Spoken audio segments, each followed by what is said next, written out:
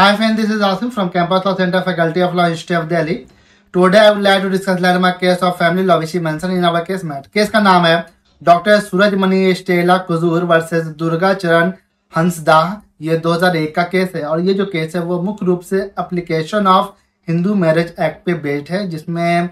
Scheduled tribe क्या Hindu marriage act के अंदर आता है या नहीं आता है, इस बात पर अच्छे से चर्चा की गई है। तो चलिए अब इस केस के फैक्ट, इशू एंड जजमेंट पे आते हैं। इस केस में अपीलेंट जो होती है वो वाइफ होती है और रिस्पोंडेंट जो है वो हस्बैंड होता है। तो अपीलेंट जो है वो ट्रायल कोर्ट में केस करती है रिस्पोंडेंट यानी कि हस्बैंड के अगेंस्ट में, और उसका ये कंटेंशन होता है कि मैंने रिस्पोंडेंट से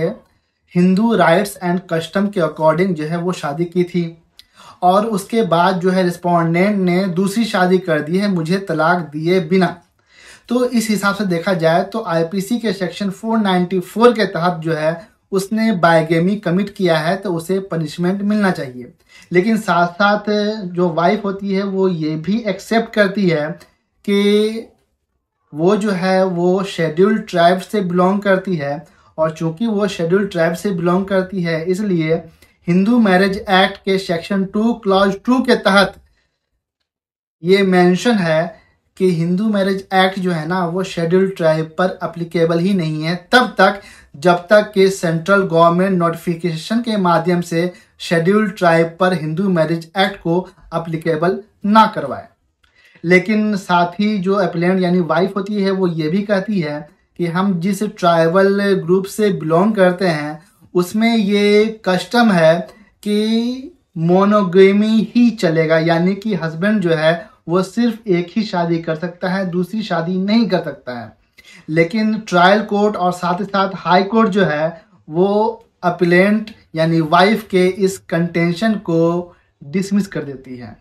जब मामला सुप्रीम कोर्ट में जाता है तो सुप्रीम कोर्ट के ऑब्जर्वेशन पे हम आते हैं। सुप्रीम कोर्ट ऑब्जर्व करती है कि ये जो एप्लीकेशन है हिंदू मैरिज एक्ट का वो बहुत ही कम्प्रीहेंसिव है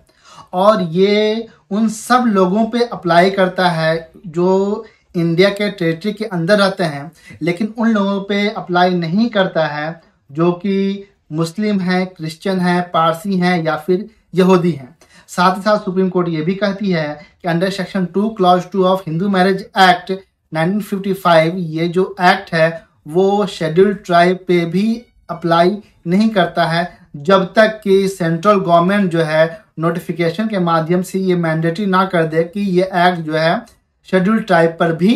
अप्लीकेबल होगा। लेकिन प्रेजेंट केस में अगर देखा जाए तो सेंट्रल गवर्नमेंट ने ऐसा कोई भी नोटिफिकेशन जो है इशू नहीं किया है, इसलिए हिंदू मैरिज एक्ट का जो प्रोविजन है वो फिलहाल शेड्यूल्ड ट्राइब पे अप्लीकेबल नहीं है। कोर्ट आगे ये ऑब्जर्व करती है कि सेक्शन 29 क्लॉज 2 जो है हिंदू मैरिज एक्ट का वो कस्टम के इम्पोर्टेंस को रिकॉग्नाइज करता है। कोर्ट आगे ये कहती है कि अगर कोई भी पार्टी जो है उसके कस्टम में अगर कुछ चीज़ मेंशन है तो फिर उसे ये प्रूव करना होगा कि ऐसी चीज़ें जो हैं उसके कस्टम में मेंशन है। जैसे प्रेजेंट केस में अगर देखा जाए तो जो अपीलेंट वाइफ होती है उसका ये कंटेंशन होता है कि उसके कस्टम में मोनोगेमी जो है वो मैंडेटरी है और सेकेंड मैरिज जो है नल और इनएफेक्टिव है। तो फिर बर्डन ऑफ प्रूफ जो है वो वाइफ पर जाता है कि वो ये प्रूव करे कि उसके ट्राइबल कस्टम में मोनोगेमी जो है वो मैंडेटरी है और हस्बैंड जो है वाइफ के रहते हुए बिना डाइवोर्स दिए हुए दूसरी शादी नहीं कर सकता है। फाइनली कोर्ट कहती है कि प्रेजेंट केस में अगर देखा जाए तो वाइफ जो है ये प्रूव करने में नाकाम रही कि उसका जो ट्राइबल कस्टम है उसमें मोनोगेमी जो है वो मैंडेटरी है और वाइफ के रहते हुए बिना डाइवोर्स दिए हुए हस्बैंड जो है वो दूसरी शादी नहीं कर सकता है, यानी कि वाइफ जो है ऐसा प्रूव करने में फेल हो जाती है। इसलिए